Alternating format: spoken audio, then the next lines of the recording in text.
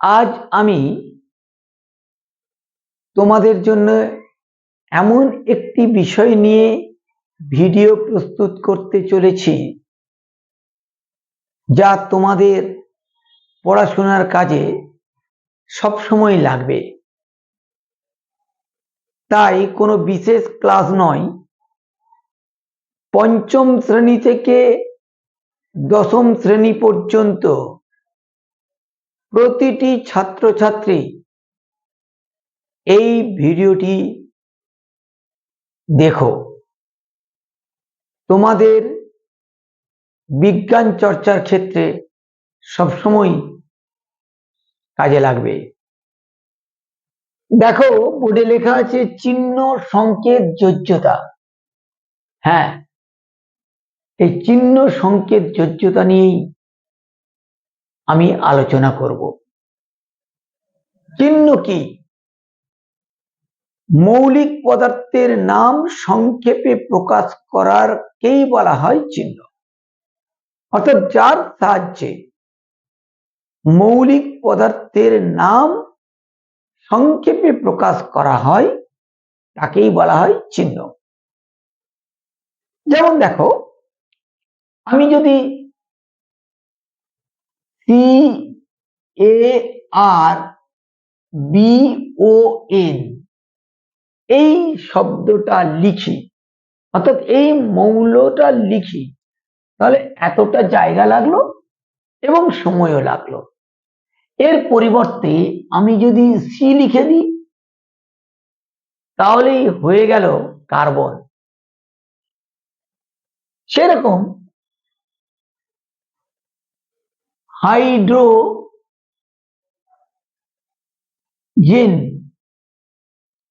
এইটাকে এইচ বলা যাবে।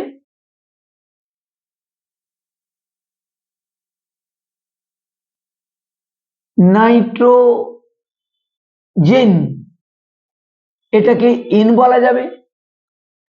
এইবার বিষয়টা হলো, আমি কি আমার মতো বলতে পারবো? না,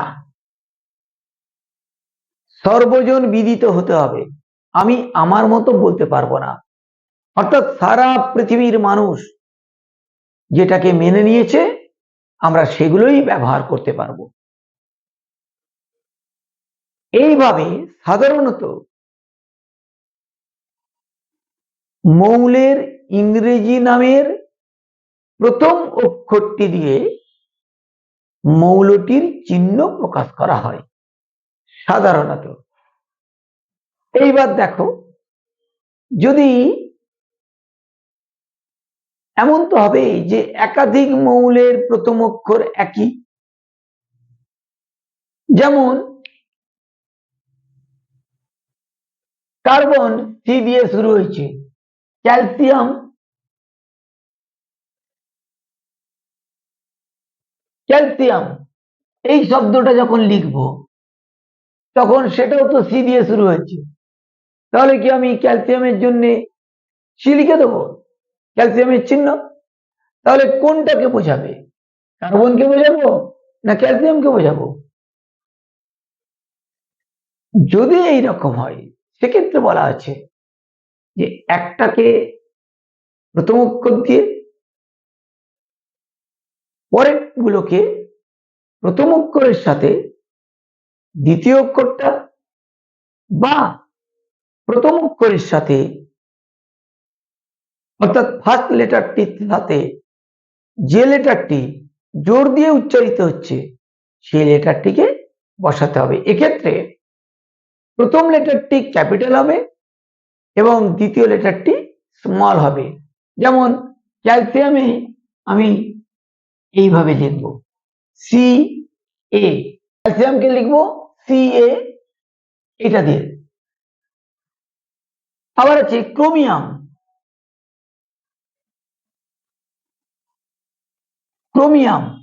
সেক্ষেত্রে হবে CR। আমি একটা লিস্ট করে দিচ্ছি তোমাদের সুবিধার জন্য কিভাবে এইগুলো আসে। কারণ এখন থেকে যারা নিচু ক্লাসে পড়ছো, এখন থেকে মৌলের নাম এবং তার চিহ্ন তোমরা মুখস্থ করবে, একটু মনে রাখতে হবে, বারবার পড়ো, একটু প্র্যাকটিসে আসো, তাহলেই দেখবে মনে থেকে যাবে। ফলে যখন তোমরা উঁচু ক্লাসে উঠবে তখন তোমাদের সুবিধা হবে। আর যারা অলরেডি উঁচু ক্লাসে অর্থাৎ 9-10-এ পড়ছো, তারা তো 5-6-7-8-এ কিছু শিখে এসেছো, তার সাথে আর একবার দেখে নাও, দেখে নিলে তোমাদের মনে থেকে যাবে। তাহলে আমি একটা লিস্ট তোমাদেরকে তৈরি করে দিই।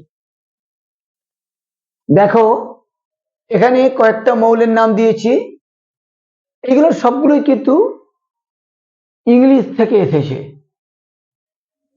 Hydrogen H, nitrogen N, oxygen O, boron B, phosphorus P, sulphur S। বেশ, এইবার দেখো, বি দিয়ে, বোরনকে বি দিয়ে চিহ্নিত করা হয়েছে, আবার ব্রোমিনও বি দিয়ে শুরু।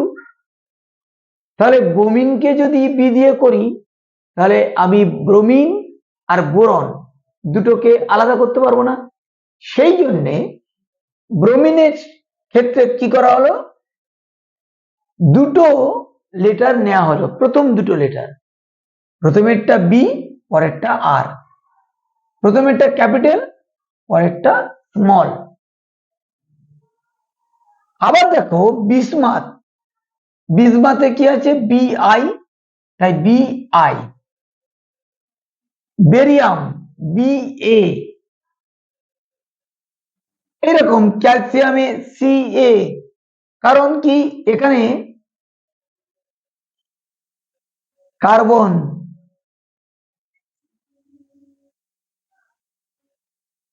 কার্বন যদি লিখি,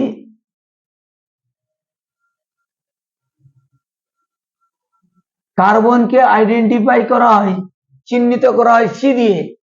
তাহলে আমি সি দিয়ে যেই মৌলিক পদার্থগুলোর নাম আছে সেইগুলো আর সি দিতে পারবো না, কারণ কার্বনকে সি দিয়ে চিহ্নিত করেছি। সেক্ষেত্রে ক্লোরিনকে করা হচ্ছে Cl দিয়ে। আমি বলেছিলাম যে প্রথম দুটো লেটারই যে দিতে হবে এমন কোনো কথা নেই, প্রথম তার সাথে উচ্চারণে জোর দেওয়া হচ্ছে এমন লেটারও দেওয়া যাবে, কিন্তু মনে রাখতে হবে সেটা যেন সর্বজন বিদিত হয়। আমি আমার মতো করে দিতে পারবো না। বারবার একটা কথা বলে দিচ্ছি, সারা পৃথিবীতে এইগুলো গ্রহণযোগ্য, তাই এইগুলোকে একটু কষ্ট করে মনে রাখতে হবে। সেরকম দেখো, ম্যাঙ্গানিজ এমএন, এম আর এনটা দেওয়া হলো, ক্রোমিয়ামে সিআর, সিআর দেওয়া হলো। এখন কথা হলো, এগুলো তোমরা বলবে যে স্যার মনে রাখা তো খুব কঠিন, কিন্তু একদম কঠিন নয়, বারবার পড়তে পড়তে মনে এসে যাবে। এইগুলো হলো ইংরেজি থেকে এই নামগুলো এসেছে, কিন্তু আরো কিছু মৌলিক পদার্থ আছে যেগুলো ইংলিশ নাম নয়, ল্যাটিন নাম থেকে এসেছে, আমাকে সেগুলোকেও জানতে হবে। এসো সেগুলো একটু দেখে নিই। এখানে দেখো কতগুলো মৌলের চিহ্ন দেওয়া আছে যেগুলি এসেছে ল্যাটিন নাম থেকে। দেখো, টিন, ইংলিশ নাম টিন, ল্যাটিন নাম স্ট্যানাম, এর থেকেই এসেছে SN, এই চিহ্নটি এসেছে। পারদ, ইংরেজি নাম হচ্ছে মার্কারি, কিন্তু ল্যাটিন নাম হচ্ছে হাইডারজিরাম, তাই এসেছে HG। সীসা, ইংরেজি নাম লেড, কিন্তু ল্যাটিন নাম প্লাম্বাম, তাই প্লাম্বাম থেকে এসেছে PB। পটাশিয়াম, ক্যালিয়াম, ল্যাটিন নাম ক্যালিয়াম, তাই এসেছে, সেখান থেকে এসেছে K। সোডিয়ামের ক্ষেত্রে ন্যাট্রিয়াম, তাই এসেছে Na। লোহার ক্ষেত্রে ইংরেজি নাম আয়রন, কিন্তু ল্যাটিন নাম ফেরাম, তাই এসেছে এপি। সোনা গোল্ড, কিন্তু ল্যাটিন নাম আরাম, সেখান থেকে সোনার চিহ্ন হয়েছে AU। তাহলে এগুলোকে কিন্তু আমাকে একটু মুখস্থ রাখতে হবে, বারবার পড়ে এগুলোকে আমাকে আয়ত্ত করতে হবে। এইভাবে তোমরা চিহ্নগুলো একটা লিস্ট, তালিকা আকারে তৈরি করে যদি বারবার পড়ো, তাহলে উঁচু ক্লাসে উঠে তোমাদের কোনো অসুবিধা হবে না। ভিডিওটা যদি ভালো লেগে থাকে তাহলে অবশ্যই একটা লাইক ও শেয়ার করো, আর এই ধরনের ভিডিও পাওয়ার জন্য চ্যানেলটিকে সাবস্ক্রাইব করো। পরের ভিডিওতে আমি সংকেত ও যোজ্যতা সম্পর্কে তোমাদের সামনে আলোচনা করব। তাহলে আজকে এই অবধি রাখলাম, দেখা হবে পরের ভিডিওয়।